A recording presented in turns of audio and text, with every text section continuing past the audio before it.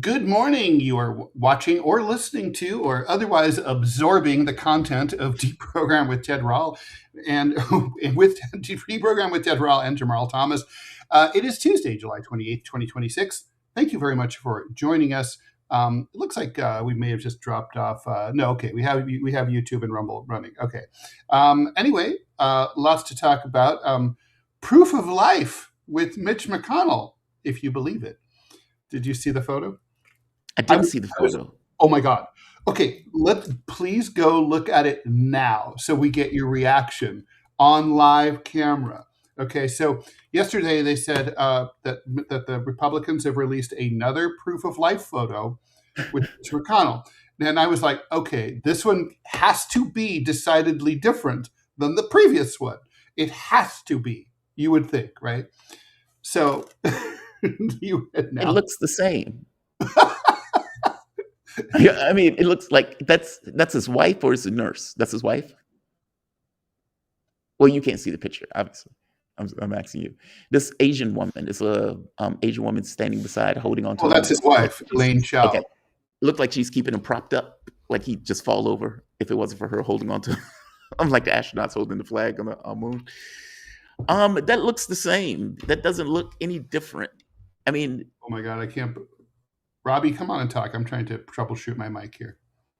Yeah, I don't. This looks the same to me, Robbie. I'm looking at this picture, and just to describe it to the audience, it's McConnell sitting up in what looks like a hospital bed or a bed of sorts, and the wife is standing behind him, and McConnell has this, I don't know, Weekend at Bernie's look on his face.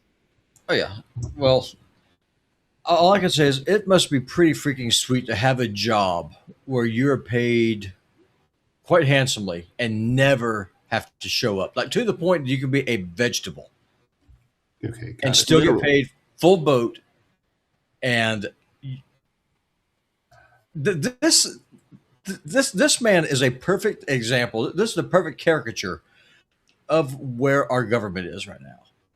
Uncle Sam is old, frail, brain dead, drooling on himself, missing, and the people who are depending on this fool to do his job are just completely getting screwed. And I mean, if I was usually the poster child of the American government, not just Mitch McConnell, but the entire governmental structure, it would be this. And also, I don't see a date on that photograph. I have no idea when it was taken. Same. I mean, it could be anywhere. There's no metadata. You don't know. There's nothing there to show that, for one, that it's real. And if it is real, when was it done? And for all I know, she could have just wiped his lips. Said, "Okay, let's take a pic." Yeah, for sure. It's like, okay, just wipe the lips. Okay, slap his face a little bit, get him. No video, right? I mean, it should be at least like, "Hello, Mitch McConnell. How are you today on today, Monday, July 27th, 2026? It's like, I am very much enjoying the activities that take place on Monday, July 27th. Welcome to Movie Phone. I enjoy having sex with my wife. She is great. This is my wife. We have much sex. It is great. I enjoy sex. You should have it too. You should reproduce. You should marry. Drink Pepsi. It's like, oh, what? Listen, I'm the one that's saying that people should get married, reproduce, and I do not look like Mitch McConnell. No one looks. Yeah, well, Mitch McConnell is the church lady. He from SNL. That's exactly who he is. All right. Well, okay. So I just wanted to touch base on that. I'm so glad that I got the online reaction because there's nothing in this picture like that. This doesn't tell you anything. It's like, are you fucking kidding? They need to prove that he is still alive and not brain dead, which means that needs to be in video. If you're gonna lie to me, make an effort. Create a deep fake. I mean, don't just be like lazy. The American people. This is a new principle. The American people deserve to be lied to in high quality 4K video. They shouldn't be lied to in mid 20th century flat two-dimensional technology. Yes. Not right. You can make AI videos these days and do a really good impression of Mitch McConnell, which is what they should have done. Yeah, like skydiving. Well, I mean, I was thinking, like fighting bears and shit like that in a loincloth. It was like this Mitch McConnell wrestling fighting his way through the desert, through the forest. Did y'all see? Did y'all see where Elon Musk is saying that we just start building data centers in space and orbit? That would be ideal. If we were able to start doing that, think about the video content that we could use. Not we as in the people, but the governments could use to more effectively lie to their people if they simply put in the effort. I, for one, favor a higher quality of lying. I feel like America used to be, one of the best lying organizations in the U.S. government used to be, on top of its lying game. And just like everything else, like Hollywood, music, everything's going to shit in this country, including our lying. And if what is America if not a country that lies to others as well as itself? Why do you think it's gotten worse? I mean, because you're joking, but you're not joking. You're serious. I'm not joking. Like, meaning, if I can't do anything about it, then lie to be better. Like, I need to be in a delusion if I can't do anything about my material circumstance.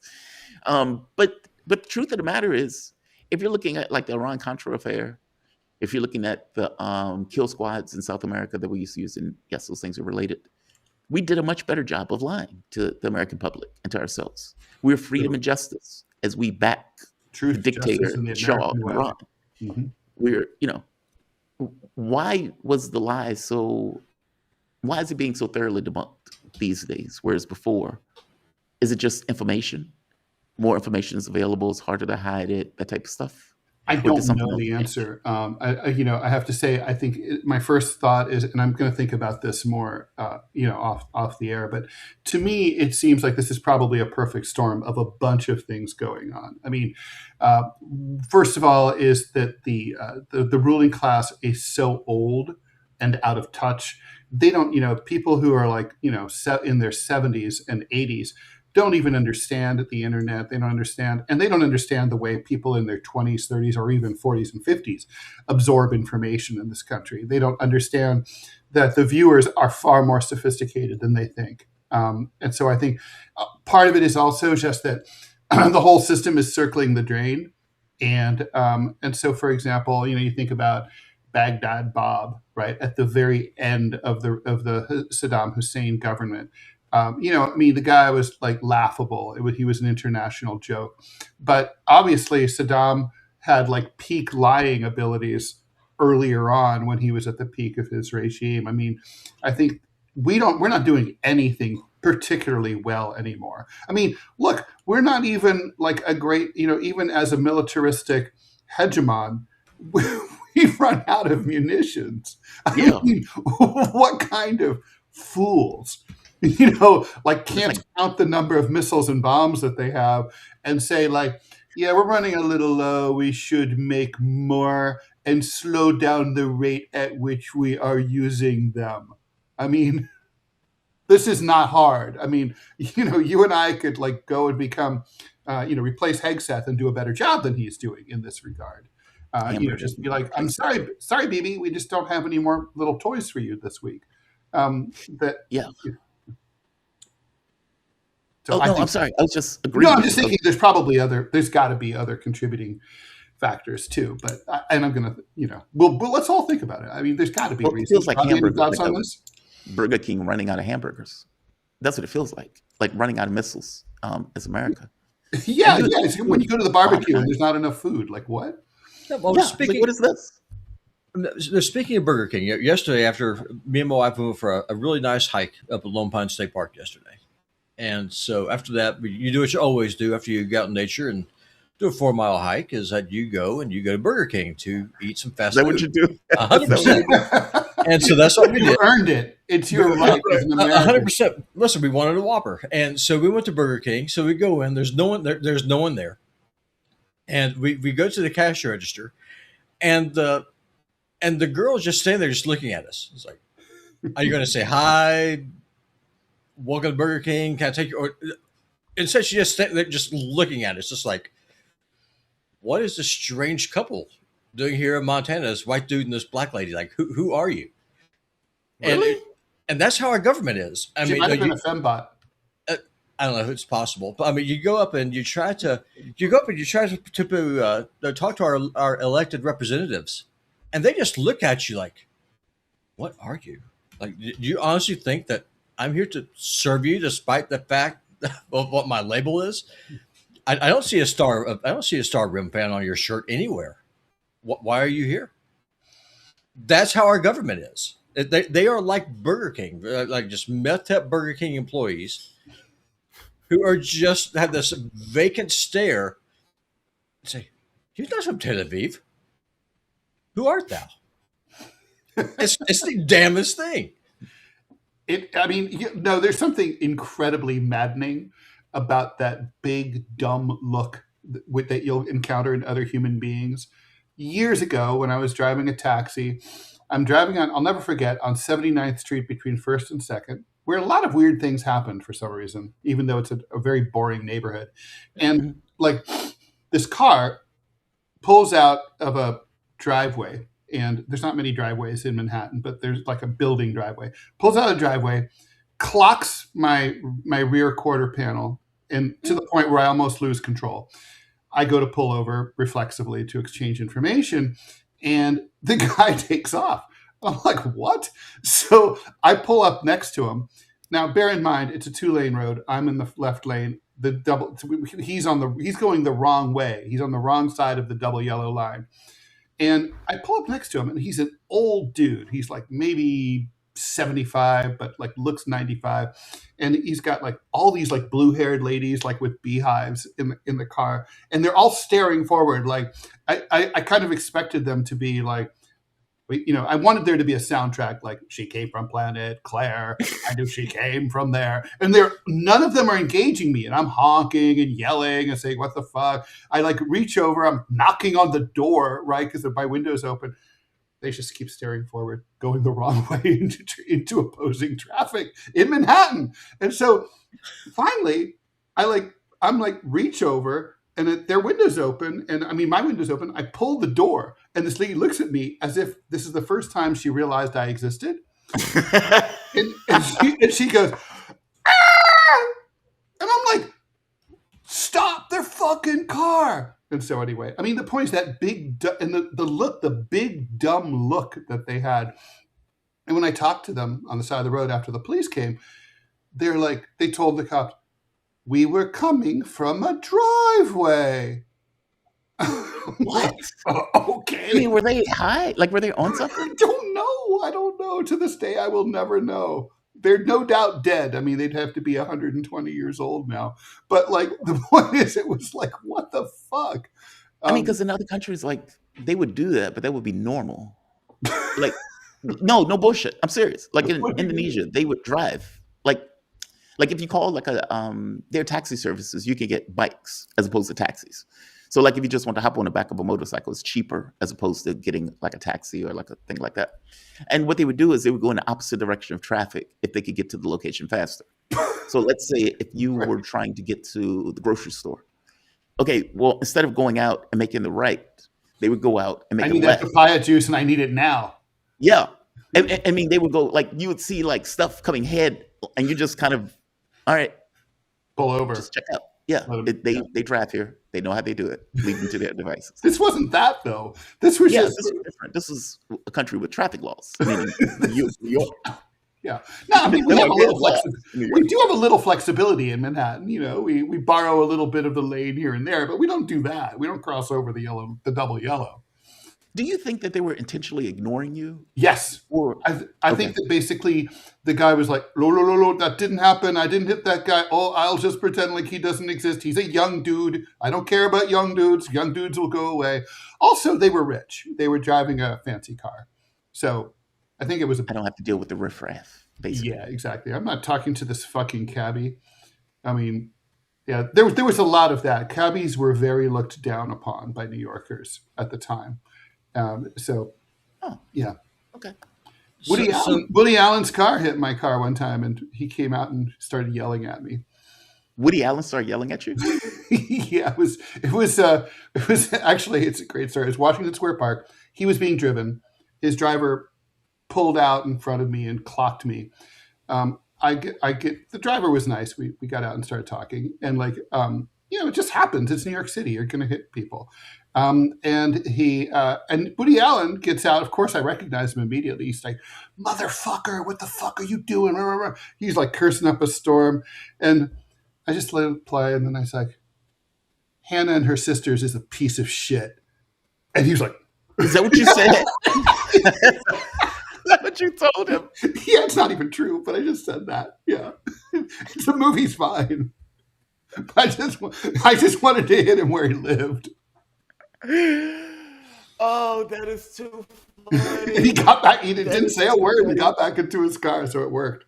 It's like he was basically his driver hit you. Yeah, Woody Allen. 100%. Totally. The guy admitted it was his fault. I mean, it wasn't even like an iffy thing, right? It wasn't even close. No, Woody Allen gets out and starts cursing at you. Yes. Well, Woody Allen, he is a dick, right? I mean, he's a brilliant dick, but he's a dick. And you told him that his most recent movie sucked. Oh, dude, that is the funniest. I was like, film criticism wields the ultimate power. Yeah, that's what I heard. Okay, that's straight from Willie Allen. He's like, "Oh, he hit me where it hurt." Let's do something different. Let's just go to the comments, and we'll deal with the news afterwards. Okay. All right. All right. Here we go. People want to know if you had sex with the women with the beehives in that car. The answer is no. I mean, first of all, I don't believe in having sex with non-sentient people. So, because that would be non-consensual. They are not technically alive, it's basically necrophilia. So, no, thank you. Yeah, it's probably. I do like older ladies, but not that much. Okay, so the horse can't consent. And Eno Miranda Rake says, "Make Mitch say I love Israel, and we'll know that he's real." Or actually try to make him say he hates Israel, and then we'll find out if he's real. Okay, Dark Works. Have you seen the AI thriller dance video remake with Mitch McConnell? No, I have not. I need to. Oh my God! Could you imagine Mitch McConnell and Lindsey Graham dancing with the stars? In hell. F you so, America, thanks for the $1. America can't lie about the size of its dick anymore. So true. We have so many. Lady, I have so many missiles. You should see the size of my stockpile. My arsenal is huge. I'll give you. I'm the bomb. Do this all day. Did you see Lindsey Graham's the last video before he dropped it? Where he is talking about like how he gets a hard on from watching Trump bomb Iran, and that this is something that he's wanted for God knows how long, and it's now coming to fruition. And you watch the video and you'll be like, "Yeah, good job, Satan." This is just material for the end of life. Be like, "Do you remember saying that you enjoyed, Trump murder people en masse?" Yeah. Oh, yeah. He has about 12 billion years to hear about that and think about it. Yep. Oh my God. Okay, so Manchild 5000, thanks for the $1. Lady Graham's funeral is the perfect real world clue game. The 3 most culpable suspects are in the room, and we just need to figure out where and how it happened. My guess: Netanyahu, dildo, library. Yeah, Netanyahu is going to be coming for that, pun intended, and he's also going to be hanging out with the Donald. This was not one of our news stories, but it is news. There's speculation that, Donald Trump is maybe going to push back a wee bit. I know you guys are going to be like, that's not going to happen. Push back on what? And you guys are right. Against Bibi. In what capacity? Bibi wants to sort of move past. Oh, I know. Trump wants Bibi to withdraw from all the occupied Palestinian territories as well as southern Lebanon. Not going to happen. No. I don't believe it's going to happen. Hey, for one, I don't think it's U.S. policy. There's that, which is, I guess, the beginning and end of it, from my point of view. The U.S. gets nothing out of Israel pulling back out of Lebanon. The U.S. backs this kind of greater Israel project within contours, kind of like Curtis saying. We back it to the degree that it's in our interest. I don't see that taking place. I mean, Trump's middle management. He's going to do what his boss tells him to do, and his boss is Bibi. He can complain. He's like, this is making me look bad. The war that you drug me in, the war that I started for you is not going as well as I expected. I need you to throw me a bone here. And Bibi's just like, no, listen, you're the store manager. I am the regional director. You will do as I say. Because maybe the truth is something else. Maybe they both work for the same person and they're at the same level. Who, the Rothschilds or who? The powers that be. Who is that? Just a serious question. Who do y'all think actually? I mean, they're they who cannot be named, who shall not be named. The military-industrial complex, the billionaires. Yeah, as Bernie would call them, the billionaire class, the Epstein class, whatever you want to call them. The degenerate fuckers who run the world. I think there's probably a coalition of like an intermix. I don't think it's like one thing. I think it's probably an unstable collection of, like for example, you can make an argument that finance, government, media, that all of these things work in tandem with one another, and all of these things are required to work in tandem, but each have their own priorities. So the government, but sometimes those priorities dovetail. Like the government, they're not coordinated. It's a good way to think of it as like an ecosystem. There's a balance within that ecosystem. Yes. And they work with each other, but they also their own advancement. They compete too. That part too. Like there are times where finance competes with the government for government interests. There are other times where all of these things work in dovetail to expand markets. Because obviously, if you're Amazon, if you can overthrow Iran and put an Amazon into Iran, you would love that because you can now sell more products. And that's true for oil and gas. That's true for pretty much any industry that you can think of. Hey, you mentioned Amazon. That relates to a news story that we have. We should just talk about it. So the Yukis, the Ukrainians, are now attacking wild berries, which is the Russian version of Amazon. They have there's been at least 9 wild berry warehouse attacks in the last week. Logistics centers from southern Russia to the outskirts of St. Petersburg have been struck. At least 9 employees have been killed. Inventory worth billions of dollars has been destroyed. This is obviously a new approach. This is the wrong thing here. But Ukrainians are busy with their drones. I mean, look, one thing I wanted to ask you about before we get into the nitty-gritty here is, doesn't this news story kind of belie one of Ukraine and Ukrainian supporters' main talking points, which is Russia's economy sucks because of the sanctions and they're on the verge of collapse and nobody's buying anything in Russia and everything's fucked? Well, if that's true, then why would attacking consumerism architecture infrastructure, why would that have any meaningful effect? If nobody can buy anything, nobody's certainly buying anything from wild berries, so why blow up their warehouses unless, oh wait, they are buying things and you're trying to fuck with them? The talking point was always nonsense.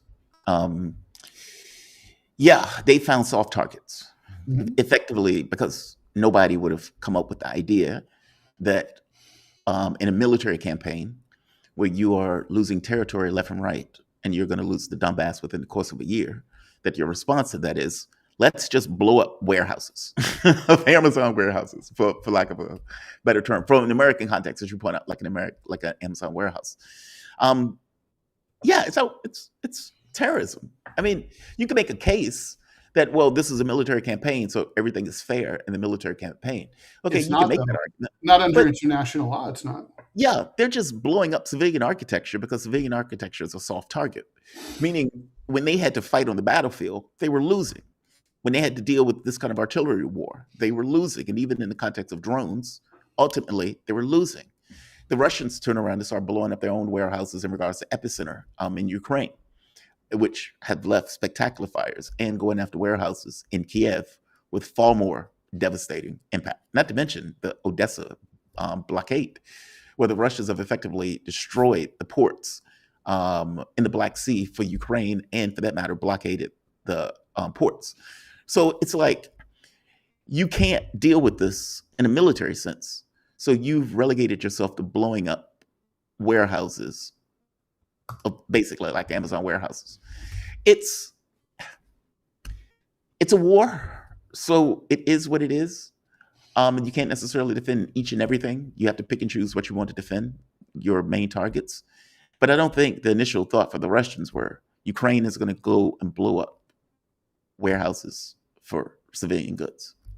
It's just, Yeah. I mean, the thing is, obviously, the Russians will retaliate in kind. and they have been, yeah. So, yeah, I mean, the retaliations on Kiev have been just devastating. Like in fact, they've been blowing up warehouses that have had secondary explosions, which makes the explosion even that much more monstrous. So if this is what Ukraine wants to do, I suppose, they'll do it. The Russians will try to stop them from doing it to the degree that the Russians want to stop them from doing it. But there will be consequences. There will be consequences. There will be Russian strikes in Kiev. I have a question for you, JT, because you're plugged in. You know a lot of people will talk to you about this stuff, and you know what my stance is. I don't understand why the Russian army is not all the way up to the freaking river at this point. Looking at the presidential palace there in Kiev, is there any appetite for President Putin to win this war and put this thing to bed, or is he just happy to just keep on getting slapped in the face by this little NATO proxy? Like, where is the will for Russia to win? Well, I think they have a will to win. But it's kind of like chess. You have to work between the lines. It would be nice for me to be able to just pick up the other person's king and fling it, but I have to work through the rules of the game in order to get to the king. And from Putin's standpoint, and mind you, I don't even fully disagree with you. I've had this back and forth with people who are far more less, let's say, aggressive than I was on this. Sure. But the way that they put it is, Putin believes that ultimately there may be a war with NATO, and that he needs to get his ducks in a row, legally and, for that matter, militarily, before that fight is had. And that depending upon what he does, it could be the thing that sparks that off, or depending upon what he does, it could be the thing that prevents it. Meaning nobody wants a third world war. And even though NATO countries dance around the Third World War as the rationale for why Putin won't hit them, Putin, being an adult, doesn't want it, or at the very least doesn't want to fight that war before he believes Russia's ready to fight that war. So they're working between the lines. And so what you end up with is Russia building up secondary militaries, Russia building up additional kits of armaments and hardware that they haven't even used yet, that they have just waiting in the wings. Like, meaning they're building up the structures necessary to fight a third world war. And to be honest, we should be happy that they are fighting it this way. It gives time for potential governments in, let's say, in France, or the governments in Germany to collapse into something else. They may be wrong, meaning they may not collapse into something else. They may still stay as strident as they ever were, but he's allowing the chance for it. Because what this kind of reminds me of, and Ted, I know that you'll get this reference. After Manassas, McClellan, he just sent the army back in for training, and Abraham Lincoln famously said, I wonder if the general, if he's not willing to use the army, will he let me borrow it for a while? It seems like that's the attitude that probably the Russian generals have. Is like, Mr. President, we have this army. Do you mind if we actually use it? But they've been moving. But come on. They're taking a quarter of a mile a day. I mean, that's not moving. It's more than a mile a day. And we're talking about like 1,000-kilometer border where Russia's moving in Sumy. They're moving on Slaviansk Kramatorsk, which will ultimately be the last stronghold in Ukraine. I mean, we're acting as if Ukraine was a middle military. They were a major power. They were the power in Europe. They still are. Like, the meaning they're not fighting nobody. That's the point. You can ask, why aren't they using Oreshniks? Why aren't they destroying Kiev? Then agreed. We would have the same questions on this. And I would agree with you on taking out the military in Kiev. But they're moving. It's like we may not get noticed every day, but they are moving. I don't know. I just think that Putin should probably let his war fighters fight the war and end this thing. Agreed. You have my agreement. And by the way, my mom would say the same thing. If you want to see a Christian lady become bloodthirsty, talk about Ukraine. Yeah, well, the thing is, it's not even about being bloodthirsty. Seriously, how many more people need to die before President Putin puts on his big boy pants and says, "Okay, I'm ending this once and for all. NATO, if you really want to fight and die here, bring it. Call the bluff." Keep in mind, Robbie, that's a third world war if you get that bluff wrong. We're already in a third world war. We're already there. We're already there. True, It's just so you're muted, Ted. But it's not acknowledged. But it's not nuclear. Not yet. Well, we don't want that. No one wants that. But the point is, if it's going to happen, it's going to happen regardless. But see, that's not necessarily true. That's not necessarily true. Okay, walk me through it. Look, you can make the assumption that we are going to end up in a nuclear war, in which case anything that you do there is fair game. Those are assumptions. Just every bit as much of an assumption that Putin wouldn't necessarily attack a NATO country. Those are assumptions. Those assumptions are true up until the point where they're not. All right, guys, we're it's very possible that we get out of this without a third world war. But if you take it as if we're already in one now and behave accordingly, then we are already going to be in a third world war. I mean, I take it that all of these wars are one war. Yeah. Agreed. But we're not in a hot kinetic firing nukes at each other yet. And we don't and if want that can be avoided, I want it to be avoided. Yeah, Putin desperately doesn't want that. And anyone sane desperately doesn't want that. Yeah, of course that. And so the way that you do that, though, is that you make the other person so afraid of you that they're not going to play with you. I mean, nibbling the pie. Incrementalism only works for so long until it doesn't. But that's the NATO argument too, by the way. Yeah, I agree. That's literally NATO's argument. We need to make the Russians terrified. Kaja Kalis, we need to make them scared of us. We need to do so and so. That's what everyone thinks. That's what everyone thinks. But that's not necessarily always true. I mean, the opposite can sometimes be true. It's a game of chicken. I mean, Scott Ritter and Colonel McGregor for 5 years have been saying that victory's right around the corner. That victory's been a long time coming. They were full of shit. Of course they are. I mean, it's just that. I mean, they got it wrong. And they've gotten it wrong for 5 years. I mean, I don't mean to be brutal, but it's true. No, it's true. I would go to the Danube and say, here it is. This is the border.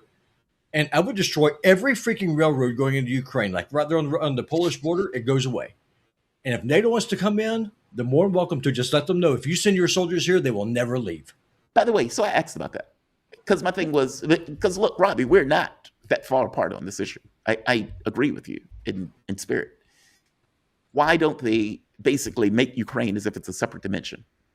Right? Like blockade the entire fucking thing. So they can't get materials into the country in a way that you can use them for their drones in the first place. And the thing was, well, Russia hasn't gotten to the point where they can do that yet. Meaning they don't have the military capability of doing that yet. Even though they've been able to blockade Odessa, getting to the Polish border and controlling the Polish border has been a challenge. They don't need to control it. They should blow up the rails. But they can always rebuild rail. Yeah, but you blow up the engineers. That's the beautiful thing about satellite intelligence. That Israel double taps. Why can't the Russians? It's the same difference. I'm not saying they can't double tap. I'm saying unless you have something hovering over the border 24 hours a day. Let's move on. It's time to stop playing with this. It's just like we're going in circles here.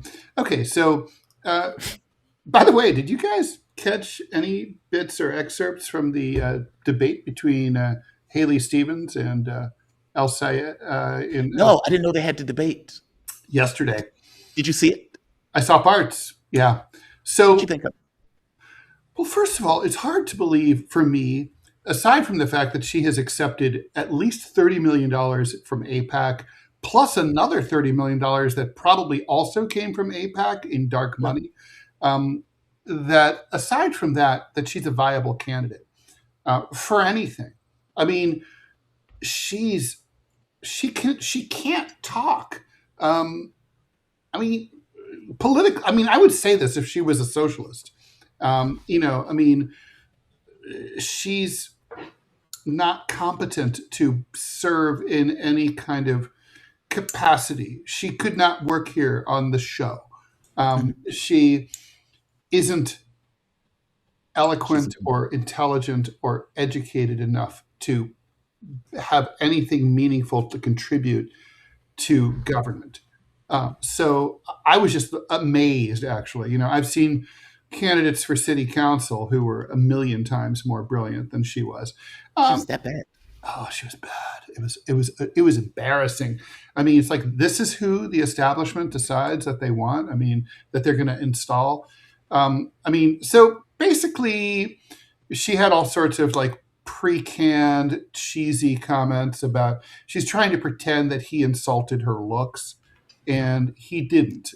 He made a comment about, offline, about like something about like once you put an ogre's head on a stick, and he was talking about Fetterman. Okay, he wasn't talking about her at all. Now, granted, there are more attractive women than Haley Stevens in the United States, but he wasn't talking about her looks, and he never has. He's not a matinee idol himself. He's a decent looking dude, and this isn't about looks.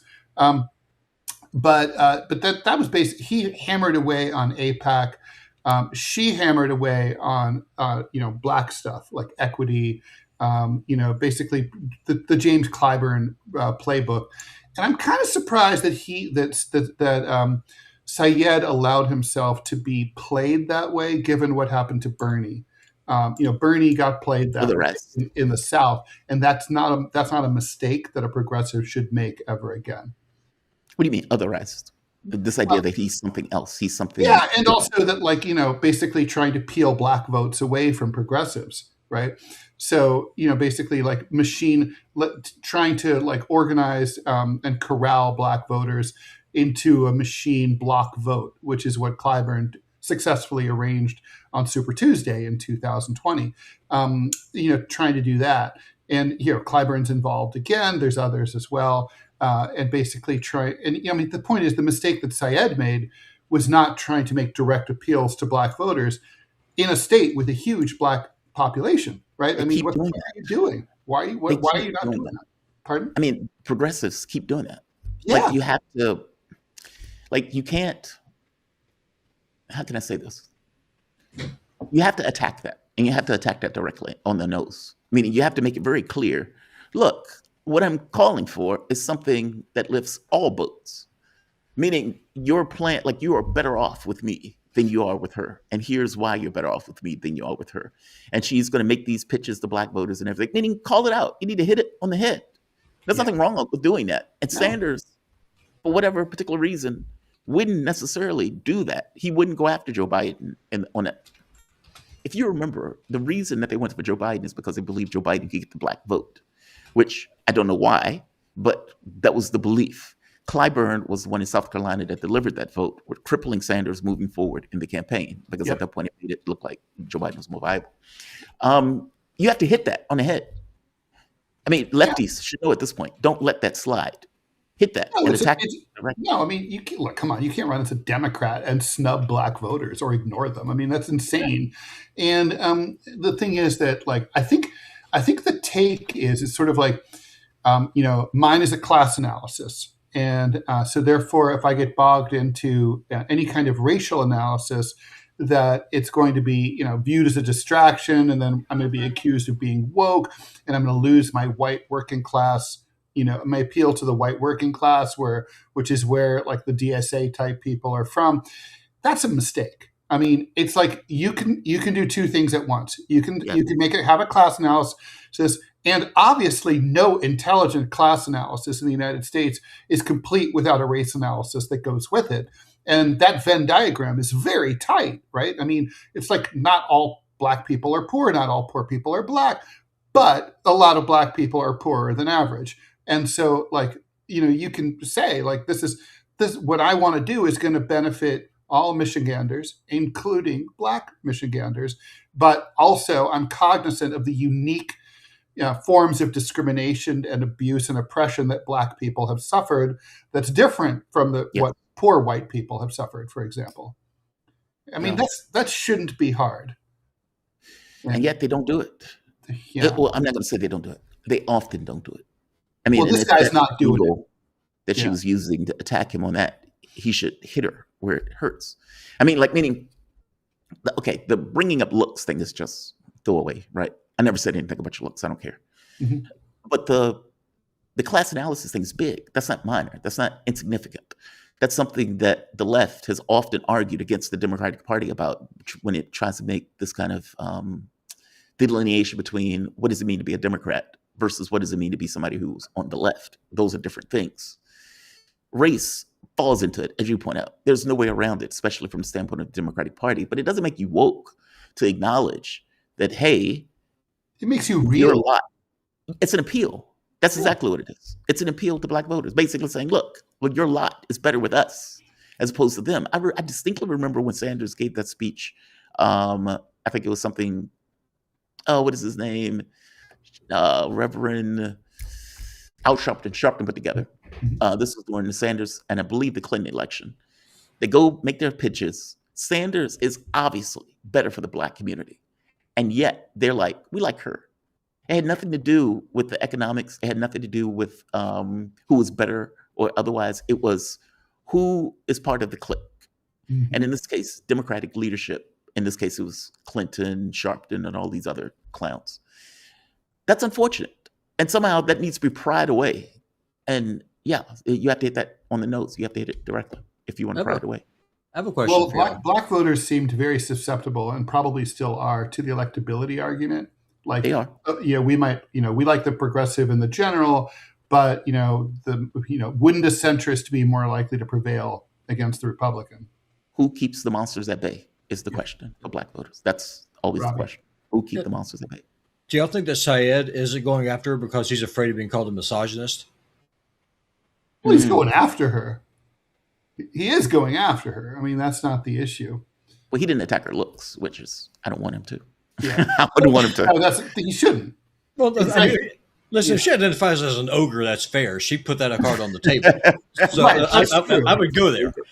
But I guess the question is I have is... It's her voice that drives me insane. In terms of the Democratic Party, is identity politics really that important based on things you have no control over, like how you look, or if you're a man, if you're a woman, your ethnicity? Is it really that much more important than the actual issues? Identity is important. I mean, it's your identity. It's who a person deems themselves to be, which is why they went that way in politics. I mean, meaning Clinton went that way for a reason. Like a person, if you're trans, you defend the fact that you're trans and trans rights, and you feel like you're under attack. If you're gay, you may feel that you're under oppression. If you're black, if you're whatever, meaning they found something that is very intangible to who the person is or who the person thinks they are as something to defend, which makes it very difficult to let that go as, if you feel like you're being attacked. I mean, I get your point, Robbie. I agree with you. I think class is far more important. I think class is far more important. Policies are what matter. I mean, I'd rather vote for a rich Ted Kennedy than a poor Richard Nixon, right? Yes. I don't know. I just think that this is a trap that gets laid by the DNC that people just fall into. It's like, no, It is. to distract them. Well, you go after someone's identity when at the end of the day, the policy is what matters. That's what's going to set you apart from the corporatist. Yeah, but see, that's why Clinton did it. The thing is, because from the DNC's point of view, it is far easier.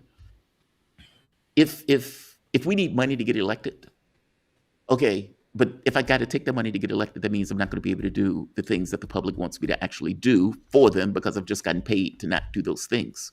Oh, I have an idea. Identity. Let's use a person's race as opposed to a person's class. Yeah, it's a trap. I mean, and the thing is, it's like you said, Jamarl, it's not like identity means nothing. I mean, it informs who someone is. It gives them credibility within a narrative. I mean, I remember when Bill Clinton accepted the nomination in '92 at the convention in New York. I was in the audience. He brought tears to everybody when he talked about growing up in a trailer with his desperately poor single mother who was being abused. He and his mother were being abused by her boyfriend. and basically he had to drive the boyfriend away. And it's like, okay, so this is a guy who knows what it's like to be poor. And when he says, I feel your pain, there's a certain credibility there that's not going to be there if, say, like a Donald Trump were to say that, we would not believe that. And he doesn't say that, to his credit. I think, look, if Robbie were running for office, obviously any campaign that didn't emphasize, the fact that he has had a hard time economically, and therefore he knows what it's like for people who are having trouble affording their bills, would be political malpractice not to work that angle, and emphasize the fact that he's more ordinary, not ordinary, more like he has an experience that has commonality with more Americans than other than people who like went to Princeton might. So, JD Vance, he works identity that's not even really authentic, right? Like about his roots to Kentucky. Identity matters. Hillbilly Elegy, I believe it's called. Pardon? Hillbilly Elegy, I believe the book. Yeah. His grandparents were from Kentucky, and he vacationed there sometimes. So that to me does not make you a Kentuckian. But I think most Kentuckians would probably agree. The Dead Meme Club, thank you very much for the $10. The government doesn't lie as good anymore because there are some more distractions nowadays, so they don't need to. Some people are too fully captivated by trivial BS that they never notice obvious lies. Well, we definitely have an entertainment industrial complex that will keep you busy on your phone 27 hours a day. What is it, Wine and Circus? Yeah. I mean, bread and circus. No. Yeah. Oh, go ahead. I'm sorry. No, go ahead. No. We're all so polite here. So no, you go ahead. Anyway, I don't even know what I was going to say. We could move on to another comment. We have more. PW Walker, thanks for the $1. Someone should look to see if the Trump kids invested in Ozon, as Ozon is Wildberry's rival inside Russia for e-commerce. Oh, I wouldn't put it past them. Oh, God, that's such a good comment. So good. I didn't know that Trump invested in both major Hollywood companies that are that are currently entertaining a merger. Talk about disgusting. I mean, he is monetizing the presidency in a way that is just breathtaking. It's unbelievable. I would be shocked if he's invested in the opposition, the Wildberries. I wouldn't be shocked either. And because of the Supreme Court ruling, he can do that with great impunity. I mean, he can't really be prosecuted for anything he does now until he leaves office. That's a goddamn shame. PW Walker, again, thanks for the $1. The West has historically behaved like petulant children, throwing tantrums, knowing the adults on the other side would climb down. That era is now closing. Pertinent As it should.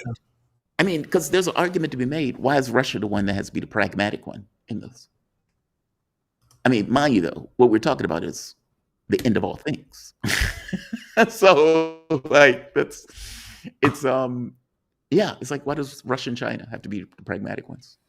And you can make an argument that their pragmatism is the thing that invites predation in the first place. So, Manchild has criticism. I don't know if I care for this freeform format. Might be fine for the Q&A, but I desire more structure. Don't worry, we'll be back to it tomorrow. It'll be fine. We say reform.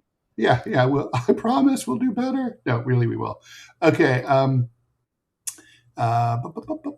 Okay. Sir Bikes a lot, thanks for the $1. To answer Robbie's question, Russia and China's goals are to defeat America. You don't defeat America by ending the Ukraine war. You defeat it by draining America dry without causing a Pearl Harbor 2.0. It's an interesting perspective, right? Like, just basically keep it just going the way that the U.S. kept supplying the Mujahideen in Afghanistan to try to drain the Soviets over a period of, 8 years? Yeah, but see, the difference is this is the U.S. driving this on its own. Like, it's not like the Russians wanted to fight Ukraine, or it's not like the Iranians wanted to fight the Russians. I don't think. It would explain why the Russians wouldn't want to just finish it off. I think they don't want to provoke a third world war. That's what I think. Like, meaning if they if they reacted, it's kind of like in Taiwan, like what the U.S. is doing in Taiwan. Like if you notice, the U.S. is giving money, weapons, they're making policy, but all of these things are salami slices. They're these kind of small cuts where, in and of itself, the cut is not big enough for you to respond to it because it's so small by itself. But if you look over the course of 20 years, it's like, well, holy shit, it's like you putting on a pound a year. Okay, within 20 years, you're going to be 20 pounds fatter. It may not seem like much for the first 2 years, but by the time you get to year 8, 9, 10, 11, 12, it starts to notice. We are doing that in Taiwan, where China can't necessarily take any great provocative action from one salami slice, but they may take a provocative action when they're looking at this stuff over the arc of time. And I guess you can look at Russia as doing something very similar. What would NATO do if Russia had this kind of full-scale, I don't know, assault on Kiev or something like that? Would they potentially get shocked into some kind of action just by trapped by their own framing of their own arguments? I don't know. I mean, it's what's in Putin's mind, I suppose. But yeah, obviously, I think they should be more aggressive in pursuing the case. So some breaking news. We do want to talk about the drug boats in the Caribbean. I mean, there's not a lot to say about it.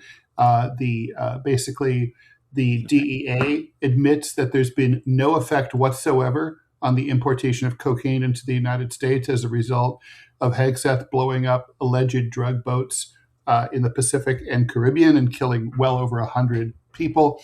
But I do want to talk about that. But anyway, while we're talking, the Department of Justice just released all of the Biden transcripts from 2017 from the audio recordings, and there's already stuff leaking out.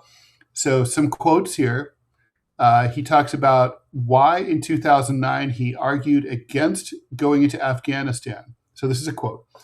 So this was early on in 2009. I just found all the classified stuff downstairs. I wrote the president a handwritten 40-page memorandum arguing against deploying troops to Iraq, to Afghanistan, on the grounds that it wouldn't matter, that the day we left would be like the day before we arrived, Biden said. He said, talking about the housing. He got it right. The day we left was like the day we arrived. We left with the Taliban in charge. True. We did greatly improve the Taliban's military stature, though, by leaving all sorts of material. Yes. So you're welcome. I was a really lonely voice on housing. I was a lonely voice on the middle class. I thought we should be much more aggressive than putting these guys in jail and the bankers. He used to really get pissed at me, he said, referring to Obama. I think the reason we didn't do more, by the way, is because I think that this is a harsh thing to say, but I think subconsciously, at least, Barack and his guys were beholden to Silicon Valley, and the Valley guys didn't want the shit that I wanted. And then he talks about Larry Summers. He was, Harvard and women. Nothing stopped Joe Biden as president from going after the guys that he thought Obama should have went after. True. It's like, dude, it's like you realize you're a president, right? Right? Like, meaning you're criticizing the previous president for something that you yourself did not do. Yeah. No, of course, which is something that we see right now too. All right. Anyway, okay. So P.W. Walker, thanks for the donation. In 2021, Brookings put out a document called Extending Russia. In it, they described throwing Ukraine into the wood chipper with a war against Russia that would bring down Putin. Thing is, people in the Kremlin can read, and now Russia, with this drawn-out war, didn't just destroy Ukraine. It made NATO completely toothless. Russia boiled the frog. Agreed. By the way, something with Iran, which path to Persia, is another one of those program documents that the U.S. seems to be fulfilling currently, that for whatever particular reason, they don't believe the Iranians can read. I know. And by the way, in the document, they talk about using Israel to blame Israel, blame it all on Israel, and use Israel as the tip of a spear to do basically what we're doing now. Philly's Fob, thanks for the $1. One of the central problems of IDPOL in the PMC left is that when, or identity politics, is that when most poor people are white, obsessing over identity because they're disproportionately poor just deliberately excludes most poors. Then that effect is the fake left that aims for a capitalism in which poverty, middle classedness, richness are equally distributed among the identities. Yes, scarcity. They believe in it. Yeah. By the way, Syed yesterday said he's not a socialist. He said, I'm a capitalist who understands how capitalism works. And he's not a member of the DSA. I mistakenly believed that. I want to correct that today. He was not. I thought he was DSA too. I didn't realize that he is a full-throated capitalist. Yeah, they want to keep people poor, and they want to use identity politics as a way of doing it. It's like if you're black, trans, gay, and rich, or if you're one of those groups and you're poor, okay, fair enough. I suppose you get some kind of airplay. But what does it matter if you're black, gay, Chinese, Mexican, whatever, and you're poor? Yeah, meaning you're in a particular position that the issue is not your race or your culture or your identity. The issue is that you are poor. And it's a defining aspect of every minute of your life. Yes. It constrains you in everything. In everything. So, obviously the identity thing is an issue. I think poverty or class matters more.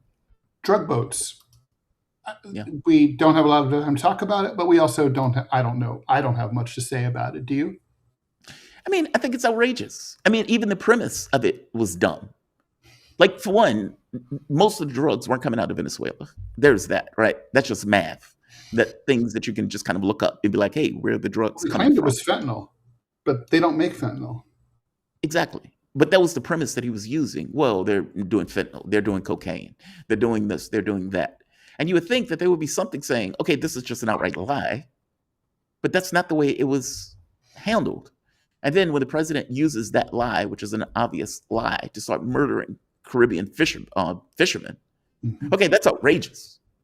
And the media just records it. Well, the president said this, as if that somehow makes it okay that the president has murdered over 100 people. I mean, there's something wrong with this, like in real terms, where a president could just make shit up and then go on a killing spree and then take a world leader and throw him into a cage. And then after the fact, the media is like, hey, we think Donald Trump might have been lying about the drugs. You think? Well, the DEA admitted it. That's Donald Trump's agency, right? I mean, he appointed the head of it. They're not going to stop. What do you think the real agenda was here? And we've just got Maduro. I think they wanted to take Venezuela, which is what they did. But they're still blowing up drug boats, though. I shouldn't say that. They're blowing up boats. Yeah.